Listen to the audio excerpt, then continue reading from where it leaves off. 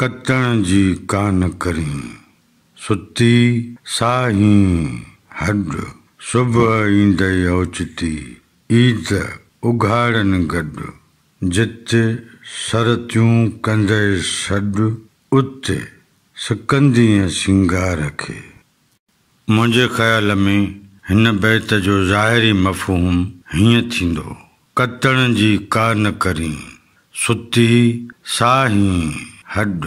लतीफ़ साईं कतण वारीअ सां मुख़ातिब थींदे चवे थो त ऐं कापायती तूं सुट कती त कान थी, सॼो वक़्तु सुम्ही पई आहीं।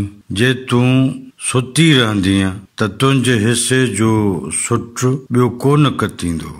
सुबुह ईंदई ओचिती, ईद उघाड़न गॾु। लतीफ़ साईं चवे थो त ऐं कापायती तूं सुट कती कान थी, जे तूं सुट न कतींदीअ त मार्केट में कपिड़ो कोन उणिजी सघिबो। कपिड़ो न उणिबो त माण्हू तन ते छा पहिरींदा। ईअं ईद बि बिना कपिड़नि पहिरण जे गुज़रंदी। जिते सरतियूं कंदे सॾ, उते सिकंदीअ सिंगार खे।